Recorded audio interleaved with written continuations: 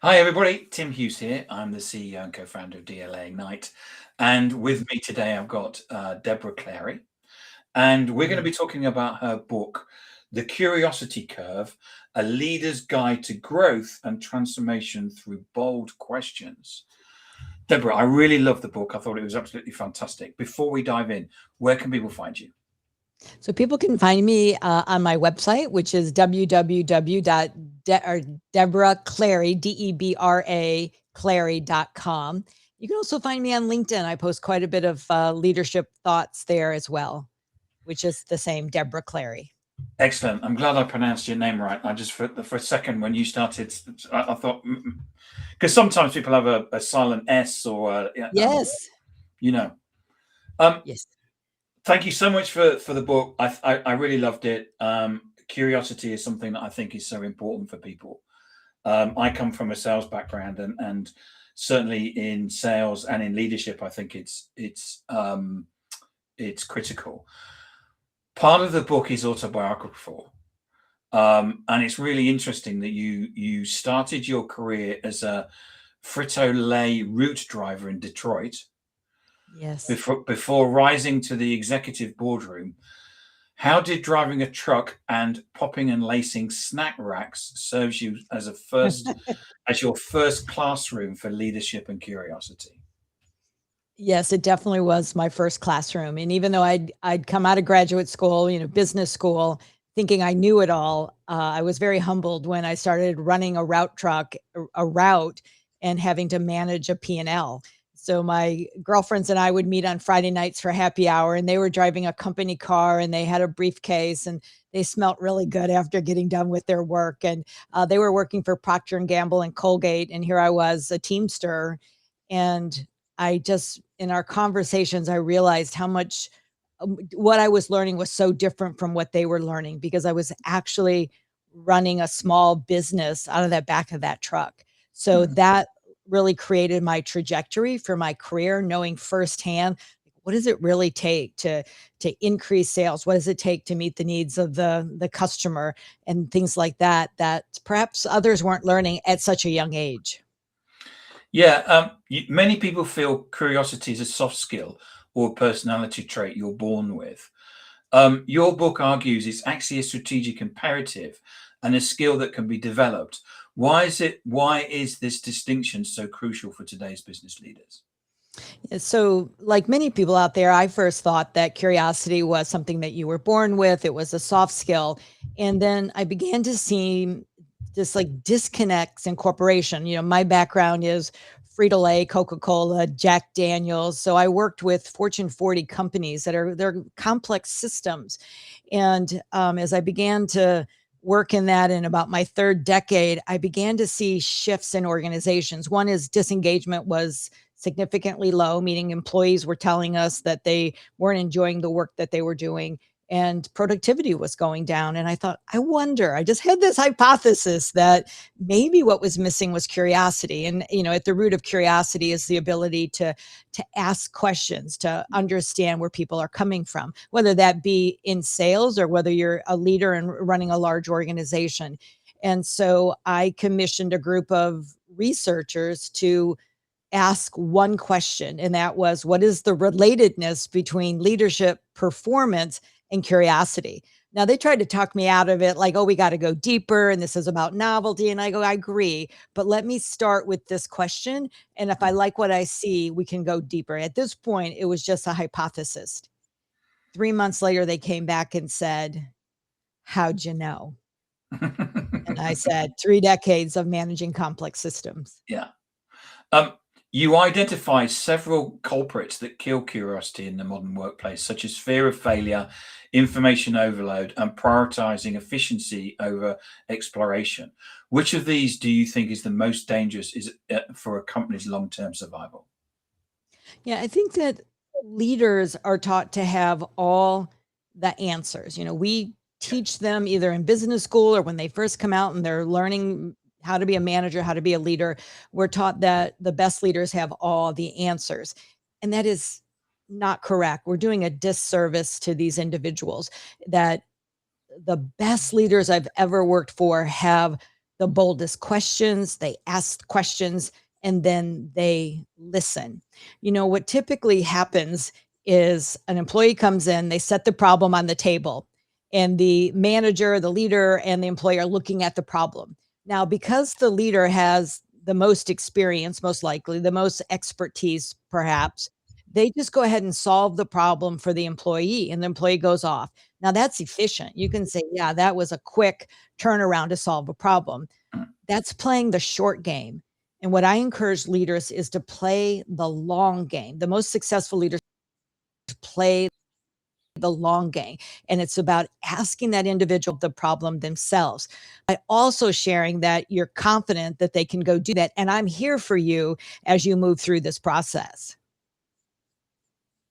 It's about empowering, isn't it? It's about empowerment to get them to because at the end of the day, they should quite often, um, actually, because they're closer to the client, they probably know the answer themselves.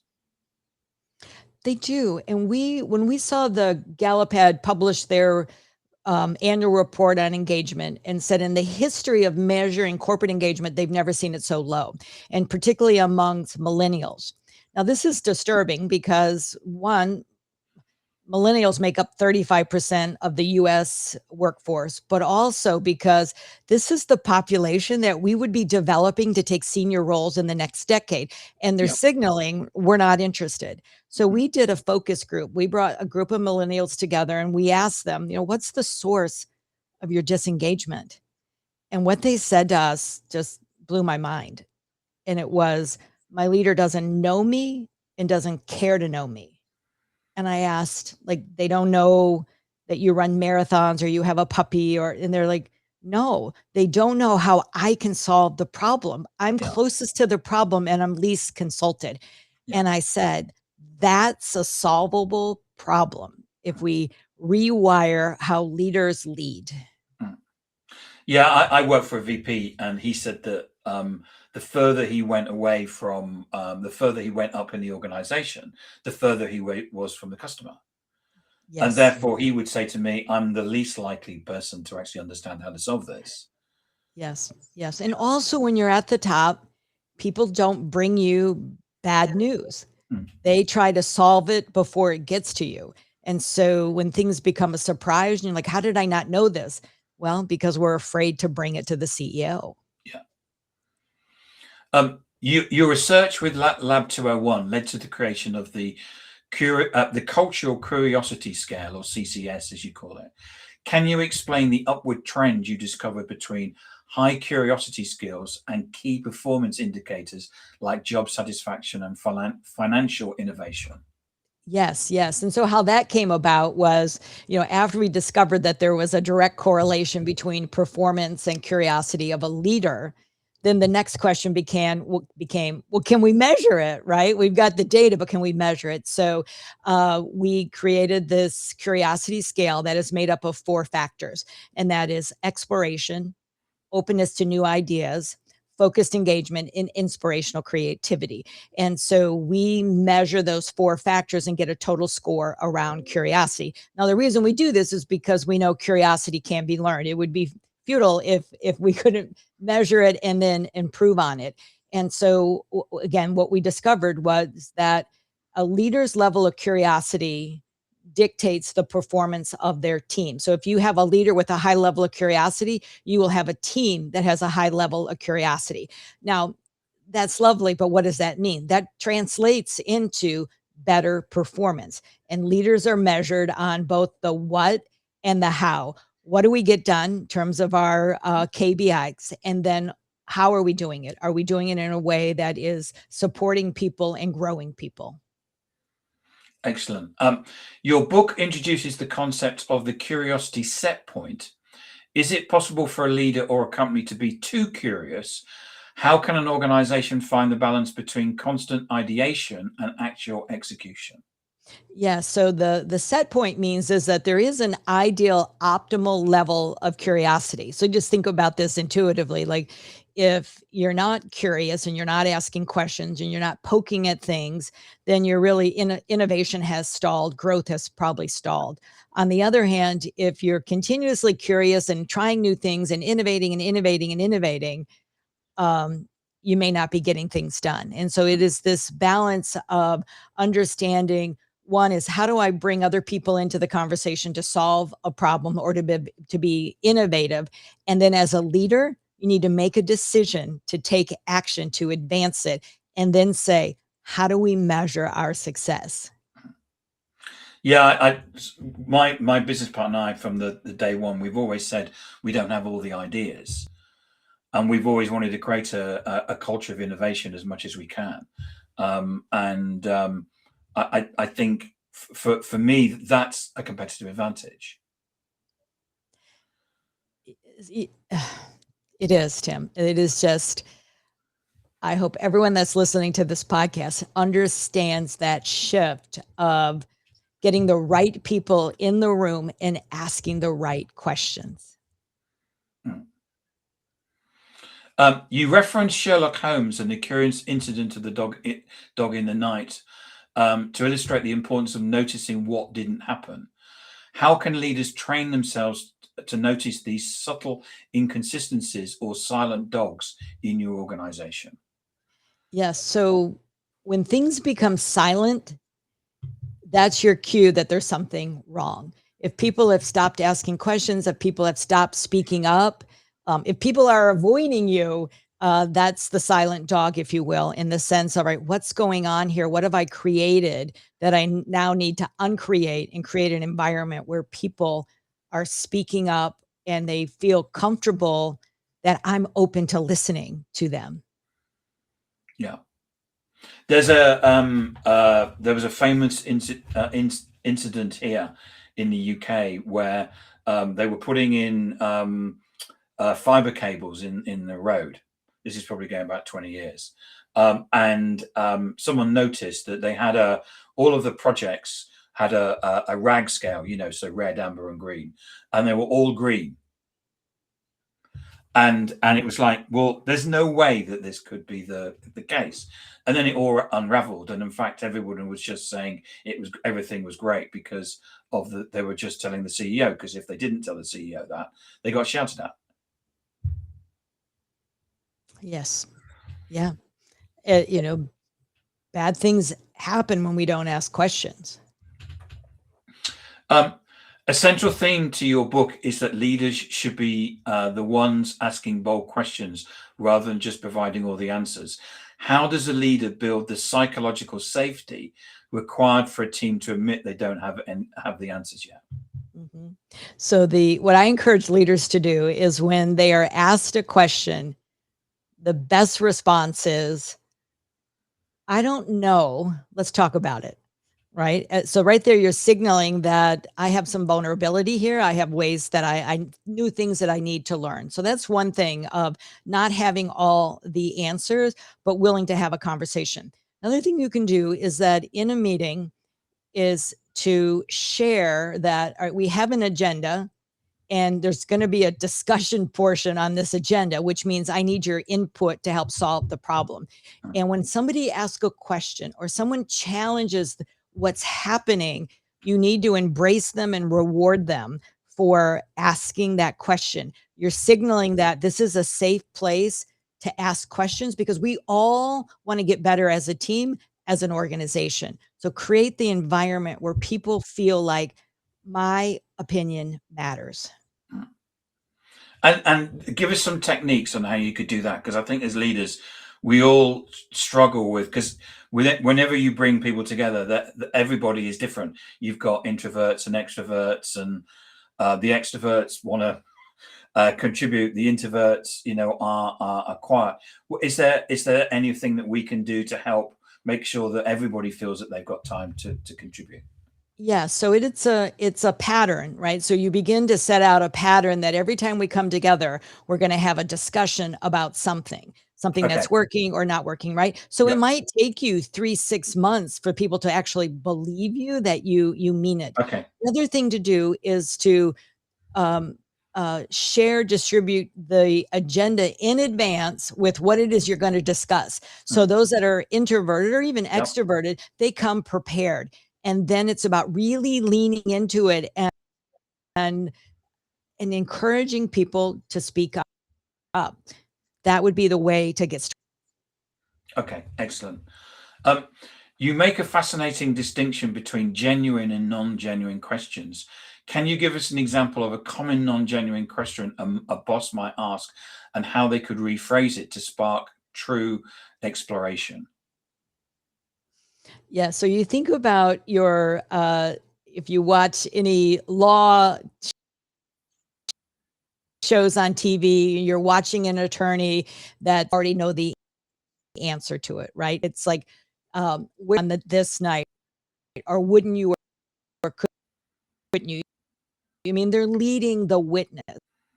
So as a leader, anytime that you are already, you're asking or to check the box. It's this sense of starting with the mindset of, I genuinely want to understand what this person has to say or what they think about. And then when they give you the information, it's not reacting in a defensive, negative way, but saying, let's go deeper. I really want to understand this. So anytime you think you're leading the witness, that's when you are in non-genuine space. I think it's important, isn't it, that one of the things you have to learn when you run a podcast is you have to get used to and confident at asking questions that you actually know the answer to. Uh, uh, uh, well, because the point is, it's not about what I know, it's what you know. And I can ask a question. I mean, for example, this next area I'm really interested in. Which is you quote Alvin Toffler and Chris Agris regarding the necessity of unlearning for a seasoned executive who's been rewarded for the expertise for decades. What is the first step to unlearning the habits that make them incurious? Yeah, so there's a ton of research, especially by the Harvard professor that you mentioned, in the sense of that we get locked into what we think we know, right? What we know, what we value. And we just did a, we took the data and we cut it by CEOs and people in senior executive roles. And what we found is that when as they climb the ranks, that their exploration and curiosity curve continue to grow. But there are other aspects of the curiosity factor that begin to get tight and narrowed. And it's because we become confident in our competency and we keep trying to lead in the way we've always led. The Yeah. best leaders are those that say, okay, there's there's new things happening in the world. There's new legislation. There's new competitors. And it's really understanding what's happening in the market and what's happening with your people. I really encourage the C-level to understand that they need to continue to stay open and not narrow their thinking. I think we can all get used to what we know rather than what we don't know. And Mhm. that's a scary thing, isn't it? Yeah. Well, and we know that from a neuroscience perspective, the brain is wired for efficiency. So Mm. when new information comes in, the brain thinks it's helping us by attaching it as soon as possible to what it thinks it knows. It's called fast past matching. So I take the past and I match it to the future, right? So now if you're in trying to cross a road and there's cars coming, the brain says, get out of the road, right? So it protects us. But in other ways, it's failing us because it doesn't allow us to stay open. Now, we tell the brain what to do, what our thoughts are. So it's the opportunity to say, wait, I need to take a step back. I need to take a breath. I'm not sure this is the right answer. With the rise of quiet quitting and the disengagement of younger generations, you mentioned that people under age of 40 are refusing to work in environments where curiosity is stifled. How must the future workplace change to accommodate the curiosity needs of millennials and Gen Z? Yeah, it's going to sound really simple, Tim, but it's talk to them. Ask them what's important to them in terms of the work that they're doing and why are they doing that work, what values and kind of hopes and dreams they have for their career. Just talk to them, ask them questions, and in a very genuine and caring way, that you are important here. I see you and I value you. Excellent. Deborah, thank you so much for coming on, talking about your book, The Curiosity Curve, A Leader's Guide to Growth and Transformation Through Bold Questions. If I wanted to get a copy of it, where can I get one from? You can get a copy at Amazon.com, or you can most likely get it at your local Barnes and Noble or bookstores, anywhere. And where can we get hold of you? You can, if you go to my website, you'll see my contact information. I would love to get your perspective on curiosity and how this conversation has resonated with you. Excellent. Thank you so much for coming on and sharing your wisdom and talking about your book. It was an excellent book. I really enjoyed it. Thank you, Tim. Fantastic research. And it's something, it's something that everybody should be involved in. You're starting a movement, Deborah. That I feel called. I was on a podcast last week and the guy said, "Why are you doing this? You came out of corporate America." And I said, when the caller calls, you answer the phone. And that's what Absolutely. this is. Yeah, I can see that. Thank you so much. My pleasure.